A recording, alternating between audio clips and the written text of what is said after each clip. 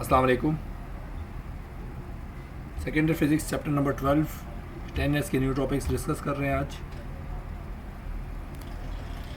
2017 question number 2 part number 1 में कहता है a particle of mass 1.67 exponent minus 27 kg and charge of 1.6 exponent minus 19 coulomb is to be held motionless. कहता है एक particle है जिसका मास आपको दिया हुआ, उसका चार्ज आपको दिया और कह रहा है वो मोशनलेस हो जाता है। कब? जब वो आता है between two horizontal parallel plates. दो पैरेलल प्लेट्स हैं हॉरिजॉन्टल इस तरीके से लगी हुई एक्स एक्सिस पर, उनके दरमियान में जो है एक चार्ज आ जाता है और मोशनलेस हो जाता है। और जो आपको बता रहा है द वोल्टेज अप्लाइड होता है इसके दरमियान वो होता है 14.32 एक्सपोनेंट माइनस 9 वोल्ट, यानी डेल्टा वी वोल्टेज का चेंज है ये दो प्लेट्स के बीच में। तो आपको वोल्टेज दिया हुआ है, आपको कहता है डिस्टेंस बताना प्लेट्स के बीच में कितना होगा। मान लीजिए दो प्लेट्स हैं, दोनों के बीच में जो गैप है डिस्टेंस है वो कितना है। सो आपको डेटा में गिवन है मास दिया हुआ है आपको प्रोटॉन या किसी भी पार्टिकल का, चार्ज आपको जनरली यही दिया होता है किसी भी पार्टिकल के ऊपर जो चार्ज होता है। वोल्टेज जो आपको दो प्लेट्स के बीच में जो चेंज वोल्टेज का है तो डेल्टा वी वो है ये 14.32 एक्सपोनेंट माइनस 9। आपको फाइंड करना है डी जो डिस्टेंस है दो प्लेट्स के बीच में। देखिए आपको पता है डेल्टा वी का फॉर्मूला होता है ई डॉट डी या ई क्रॉस डी, ठीक है ना। इसको हमने इक्वेशन 1 का नाम दे दिया, क्यों? क्योंकि हमें जो है ई नहीं मालूम है फिलहाल। डेल्टा वी तो हमें गिवन है, ई और डी दोनों नहीं गिवन, इसलिए हम इसको यूज़ नहीं कर सकते। फिलहाल इसको इक्वेशन 1 का नाम दे दिया।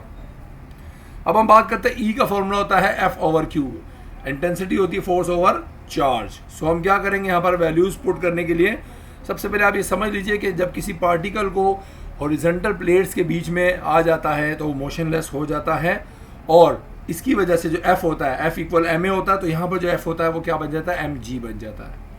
ठीक है, ये कंडीशन है, याद रखिएगा। When the particle between horizontal plates is motionless, horizontal plates के बीच में जब कोई पार्टिकल आ जाता है तो वो मोशनलेस हो जाता है और उस कंडीशन में फोर्स एफ जो होती है एम ए के बराबर बजाय एम जी हो जाती है, बाकी क्यू ऐसे ही रहा। अब मैं यहाँ वैल्यूज पुट कर रहा हूँ, एम की जगह उसकी वैल्यू पुट की, ग्रेविटी जी की वैल्यू एंड क्यू की वैल्यू पुट की, देन इनको मल्टीप्लाई किया ऊपर वालों को, एक्सपोनेंट्स को आप चाहें इस तरह प्लस करें या डायरेक्टली कैलकुलेटर से सॉल्व करें। देन इनका जो मल्टीप्लाई करके आंसर है वो लिखा, फिर इसको डिवाइड किया और एक्सपोनेंट जो बच गया वो मेरे पास आ गया। So E is 10.22 exponent minus 8 volt per metre. अब आप वैल्यूज को पुट कर देंगे इक्वेशन नंबर 1 में, क्योंकि हमें डी फाइंड करना था और फॉर्मूला था delta V equals to E cross D. अब ये वैल्यू यहाँ मल्टीप्लाई करी डी से, वहाँ जा शिफ्ट करेंगे तो डिवाइड करेगी। इसको डिवाइड कर दिया तो एक एक्सपोनेंट -1 बचा। -1 को भी मैंने क्या किया, शिफ्ट दबा के इसको ख़त्म कर दूंगा। सो आपके पास ये वैल्यू आ गई, इसको मैंने सीधा करके लिखूंगा। सो डी इज़ 0.4011 मीटर। ठीक है, अच्छा कैलकुलेटर के यूज़ करने के फंक्शंस के हवाले से भी इसमें प्लेलिस्ट बनी हुई है चैनल में, और उसमें साइंटिफिक कैलकुलेटर को यूज़ करने की ट्रिक्स भी हैं, वो आप देख सकते हैं। उससे साइंटिफिक कैलकुलेटर के अंदर जो जो फंक्शंस हैं, जो जो ट्रिक्स यूज़ होती हैं वो आप देख लीजिएगा। देन क्वेश्चन नंबर 2 का पार्ट 1 है 2016 का, इससे मिलता जुलता है। उसमें आपको कहता है एक अल्फा पार्टिकल है, ठीक है, और उसका मास आपको दिया हुआ है और उसका चार्ज दिया हुआ है। तो याद रहे अल्फा पार्टिकल में क्या थोड़ी सी आपको पता है चेंजिंग होती है, वो इसके लगभग 4 गुना होता है प्रोटॉन के, और उसका चार्ज भी लगभग डबल होता है। सो आपको खैर कंडीशन दी हुई है, मास एक अल्फा पार्टिकल का इतना है, चार्ज उसका इतना है, और क्या होता है वो मोशनलेस हो जाता है दो प्लेट्स हॉरिजॉन्टल प्लेट्स के बीच में आकर, जो आपस में उनका डिस्टेंस है अब सेपरेटेड बाय 10 सेंटीमीटर, यानी जो प्लेट्स हैं वो सेपरेटेड हैं 10 सेंटीमीटर, यानी प्लेट्स के बीच में जो डिस्टेंस है वो 10 सेंटीमीटर का है। ठीक है, डी आपको गिवन है। Find the potential difference between the plates. Last question में आपको वोल्टेज फाइंड करना था, वोल्टेज दिया हुआ था, डी फाइंड करना था। अभी आपको डी दिया हुआ, वोल्टेज फाइंड करेंगे, डेल्टा वी आप फाइंड करेंगे। सो हमने मास लिख दिया जो दिया हुआ था, क्यू लिख दिया जो चार्ज था, डी था 10 सेंटीमीटर, याद रहे सेंटीमीटर को मीटर में कन्वर्ट कर देंगे, 100 से डिवाइड करेंगे, जो भी नंबर आएगा वो लिख देंगे। अब आपको फाइंड क्या करना है, delta V, change in voltage. So आपको फॉर्मूला पता है डेल्टा वी का होता है ई क्रॉस डी। इक्वेशन 1 का नाम दे दिया क्योंकि हमें ई फाइंड करना है सबसे पहले। ई का फॉर्मूला एफ ओवर क्यू है, दोबारा हमें कंडीशन पता है हॉरिजॉन्टल प्लेट्स के बीच में मोशनलेस जब हो जाएगा तो एफ की जगह एम जी लिख देंगे, और बाकी आपने दोबारा से E equals to M G over Q value put कर दी। फिर आपने वैल्यूज पुट की, मल्टीप्लाई किया, डिवाइड किया, आपके पास पहले आपने इस 6.68 को 9.8 से मल्टीप्लाई किया, नंबर आ गया। और एक्सपोनेंट को इस तरह -19 को ऊपर शिफ्ट कर दिया, +19 हो गया। अब इसको जब आप डिवाइड करेंगे तो एक नंबर आ जाएगा आपके पास, जो आपका इलेक्ट्रिक फील्ड इंटेंसिटी है E, वो आ गई 20.54 एक्सपोनेंट -8 वोल्ट पर मीटर। अब ये हमारे काम का हिस्सा था। अब हम क्या करेंगे, इसको उठा के इक्वेशन नंबर 1 में पुट कर देंगे। इक्वेशन नंबर 1 थी delta V equals to E cross D। अब हम इसको मल्टीप्लाई कर देंगे तो हमारे पास एक्सपोनेंट जब हमने मल्टीप्लाई कर दिया तो 20 से 2 पॉइंट बन गया। ये हमारा डेल्टा V आ गया जो हमसे पूछा गया था। 2013 क्वेश्चन नंबर 2 पार्ट नंबर 11 में कहता है the surface charge density on a vertical metal plate is 25 exponent -6 coulomb per metre square. आपको सरफेस चार्ज डेंसिटी दी हुई है जिसको हम जनरली रॉ से रिप्रेजेंट करते हैं, और कहता है find the force experience by the charge of 2 exponent -10 coulomb. एक चार्ज है एक चार्ज का जो चार्ज है 2 एक्सपोनेंट -10 है, और कहता है place in front close to sheet, एक शीट के करीब उसको रखा गया है। अब आपको परमिटिविटी यहाँ पर दी हुई है 8.85 एक्सपोनेंट -12 है। अब आपको क्या सरफेस चार्ज डेंसिटी भी दी हुई है। सो हम देखते हैं डेटा में आपको क्या क्या गिवन है। सरफेस चार्ज डेंसिटी हमने बात की, रॉ से रिप्रेजेंट करते हैं। चार्ज आपको दिया हुआ वो आपने लिख दिया Q से, और आपको जो है एप्सिलॉन नॉट दिया हुआ है वो आपने लिख दिया। आपको फाइंड क्या करनी है, फोर्स। सो देखिए हम क्या करेंगे, सबसे पहले आपको पता होना चाहिए जो फोर्स का फॉर्मूला है इलेक्ट्रिक फील्ड इंटेंसिटी का होता है E इक्वल्स टू F/Q। इसको मैंने इक्वेशन 1 का नाम दे दिया। अब हमारे लिए सारा कमाल है E यानी इंटेंसिटी निकालना। सो अब हम बात करते हैं, अब चूंकि एक इनफाइनाइट शीट की बात हो रही है, तो इनफाइनाइट शीट के लिए हम जो E निकालते हैं वो निकलता है ρ/2 एप्सिलॉन नॉट से। सो हम क्या करेंगे, लिहाजा हम दोनों को E की जगह में क्या कर दूंगा, E की वैल्यू पुट कर दूंगा, यानी F/Q था, सॉरी एप्सिलॉन ρ/2 एप्सिलॉन नॉट है। रो की वैल्यू जो दी थी वो लिखी, 2 की जगह 2 लिखा, एप्सिलॉन नॉट की वैल्यू लिखी, 2 को इससे मल्टीप्लाई किया, जो नंबर आया वो लिख दिया, फिर इनको आपस में डिवाइड कर दिया, तो मेरे पास E का एक आंसर आ गया 1.412 एक्सपोनेंट 6। और अब मैं क्या करता हूँ, ये वैल्यूज़ उठा के पुट कर दूंगा इक्वेशन नंबर 1 में, जो कि थी E इक्वल्स टू F/Q। अब E की जगह उसकी वैल्यू लिख दी जो लिखी हुई थी मेरे पास अभी जो मैंने सॉल्व की है, और Q यहाँ डिवाइड हो रहा है, इसको इस डिवाइड में लिख दिया। चूँकि यहाँ डिवाइड हो रहा है, इसको वहाँ शिफ्ट करूँगा तो मल्टीप्लाई करेगा।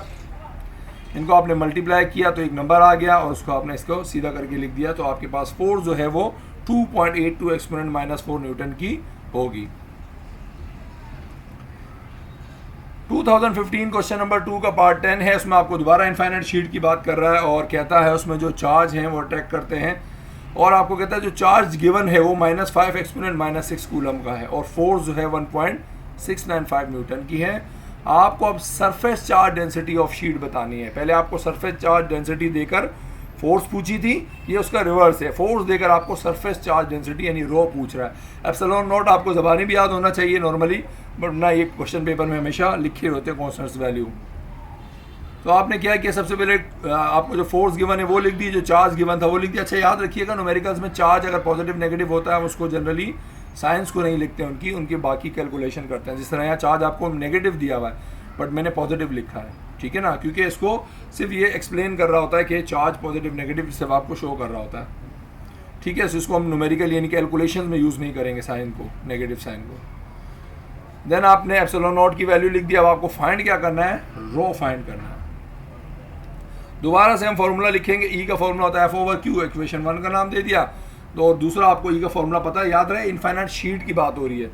जो पिछला वाला केस था वो आपके पास एक अलग कंडीशन थी, उसमें जो है आपको एक पार्टिकल की बात हो रही थी। अब ये आपको एक शीट की बात कर रहा है, इसलिए E का जो फॉर्मूला एप्सिलॉन ρ/2 एप्सिलॉन नॉट है।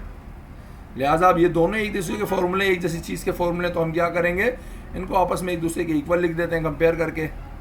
सो चूँकि अब मैंने दोनों के आंसर एक दूसरे के इक्वल लिख दिया, 2 एप्सिलॉन नॉट यहाँ डिवाइड हो रहा है, वहाँ जाकर मल्टीप्लाई करेगा, तो ये मेरे पास सरफेस चार्ज डेंसिटी का फॉर्मूला बन गया। अब यहाँ वैल्यूज़ पुट कर दूंगा, 2 की जगह उसकी वैल्यू, एप्सिलॉन नॉट की जगह उसकी वैल्यू, फोर्स की जगह उसकी, और Q की जगह उसकी। याद रहे देखें, Q की मैंने वैल्यू नेगेटिव नहीं लिखी, हम सिर्फ उसकी मैग्नीट्यूड को लिखते हैं, चार्ज के उसको साइन को नहीं लिखते हैं। आपने मल्टीप्लाई किया, फिर जो आंसर आया उसको डिवाइड किया, आपके पास एक्सपोनेंट में आ गया -6, और ये आपका चार्ज जो सरफेस चार्ज डेंसिटी है वो आ गया, और आपने लिख दिया कूलम पर मीटर स्क्वायर।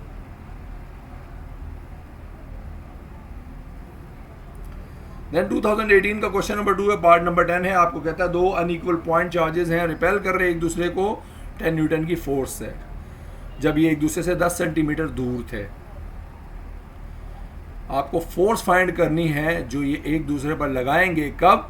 जब इनको हम 1 सेंटीमीटर दूर कर देंगे। पहले कह रहा है 10 न्यूटन की फोर्स लग रही थी जब ये 10 सेंटीमीटर दूर थे। अब आपको कह रहा है अगर हम 10 सेंटीमीटर से इसको 1 सेंटीमीटर के फासले पर कर दे करीब, तो आपको फोर्स बतानी कितनी होगी। और शर्त यानी कंडीशन दे रहा है कि अगर उन दो चार्जेस में से दो चार्जेस हैं Q1 और Q2, एक चार्ज मान लीजिए ये है तो दूसरे का मैग्नीट्यूड भी आपको बताना है। मान लीजिए अगर ये Q1 है तो आपको Q2 भी बताना क्या होगा और F2 भी बताना है कि फोर्स पहली कंडीशन में क्या थी, दूसरे में क्या होगी। याद रहे K जो है आपके पास कहलाता है कूलम्स कांस्टेंट, ठीक है, कैपिटल K कूलम्स कांस्टेंट जिसकी वैल्यू होती है 9 एक्सपोनेंट 9, और एक K होता है बोल्ट्जमैन कांस्टेंट जिसकी वैल्यू होती है 1.38 एक्सपोनेंट -23, ठीक है। ये क्योंकि कूलम लॉ है इसमें कूलम कांस्टेंट यूज होता है कैपिटल K। सो ये आपको दी भी होगी हमेशा पेपर में वैल्यू, बट आपको याद भी रखनी है। सो देखिए कंडीशन कुछ इस तरह की है कि दो मान लीजिए चार्जेस हैं आपके पास, ये एक Q1 है और एक Q2 है। ये मान लीजिए Q1 है और ये Q2 है। दोनों के दरमियान जो डिस्टेंस था वो 10 सेंटीमीटर का था और यहाँ जो फोर्स लग रही थी मान लीजिए उसका नाम होगा F1, ठीक है। फिर उसके बाद क्या कहता है, यहाँ पर मान लीजिए फोर्स जो थी F1 जो थी वो इतनी थी जो आपको बता रहा है। फिर उसके बाद आपको कहता है कि जो F2 है, यानी कि इसको आपने क्या कर दिया, चेंज कर दिया। चेंज करने से मुराद आपने इसमें चेंजिंग ऐसे कर दी कि जो डिस्टेंस है इनका वो कम कर दिया आपने। R2 जो था यानी कि डिस्टेंस हमने कम कर दिया 1 सेंटीमीटर में। तो अब जो है आपको बताना है इनकी फोर्स क्या होगी। सो मान लीजिए एक चार्ज Q1 जो था, अब याद रहे यहाँ पर दोबारा मैंने जो आपके पास F1 की वैल्यू है, सॉरी Q1 की वैल्यू है, इसमें मैंने नेगेटिव साइन नहीं लगाया। क्यों नहीं लगाया? क्योंकि हमें पता है कि इसको हमने मैग्नीट्यूड उसका यूज़ करना है, इसकी साइन यूज़ नहीं करनी।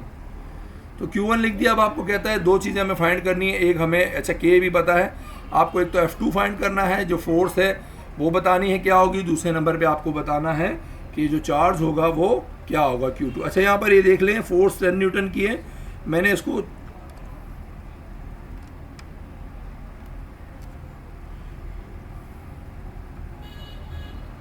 ठीक है। अब देख लें यहाँ पर फोर्स गलत लिखी हुई थी तो हमने क्या किया, इसको करेक्शन कर ली। 10 न्यूटन की फोर्स दी F1। अब आपको कह रहा है जब डिस्टेंस आप चेंज करेंगे तो F2 क्या होगा और Q2 जो है आपका क्या होगा।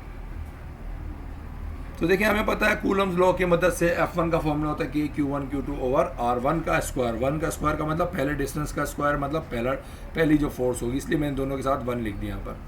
Q1 Q2 सेम रहेंगे, चार्जेस हैं उनमें कोई फ़र्क नहीं पड़ेगा। K जो है कॉन्स्टेंट है। सो F1 की जगह हमें चूँकि वैल्यू पता है, R1 स्क्वायर यहाँ डिवाइड हो रहा है, वहाँ जाकर मल्टीप्लाई करेगा। Q1 Q2 यहाँ मल्टीप्लाई करें, वहाँ जाकर सॉरी Q1 और K यहाँ मल्टीप्लाई करें, वहाँ जाकर डिवाइड करें। तो ये मैंने एक इक्वेशन बना ली Q2 की, ठीक है। अब Q2 की इस इक्वेशन में मैं क्या कर रहा हूँ, वैल्यूज़ को पुट कर दूंगा। F1 की जगह 10 न्यूटन लिख दिया, R1 जो था 0.1 था उसका स्क्वायर लिख दिया, और जो K है उसकी जगह उसकी वैल्यू पुट कर दी, और Q1 जो था उसकी वैल्यू पुट कर दी। अब मैंने क्या किया, इसको जब ऊपर वालों को मल्टीप्लाई किया ये आ गया, नीचे वालों को मल्टीप्लाई किया तो ये आ गया। इनको अब आप डिवाइड करेंगे तो आपके पास एक वैल्यू आ गई, और कूलम में जो है यूनिट होता है चार्ज का। सो Q2 जो निकला वो 2.61 एक्सपोनेंट -6 कूलम निकला। अब हमें दूसरी चीज़ पूछी गई थी कि जो फोर्स होगी वो क्या होगी। जब जाहिर सी बात है डिस्टेंस चेंज होगा तो फोर्स पे असर पड़ेगा, तो इसको हमने नाम दे दिया F2 का। F2 मीन्स जब डिस्टेंस चेंज हो गया R2। सो हमने F2 की जगह यहाँ पर फोर्स की जगह F2 लिख दिया, R की जगह R2 लिख दिया, बाकी वैसे ही लिख दिया।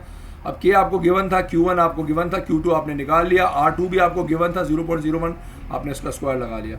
अब ऊपर वाले नंबर्स को आपने मल्टीप्लाई किया तो ये वाला नंबर आ गया, नीचे वाले नंबर का स्क्वायर निकाला तो कुछ इस तरह का नंबर आ गया।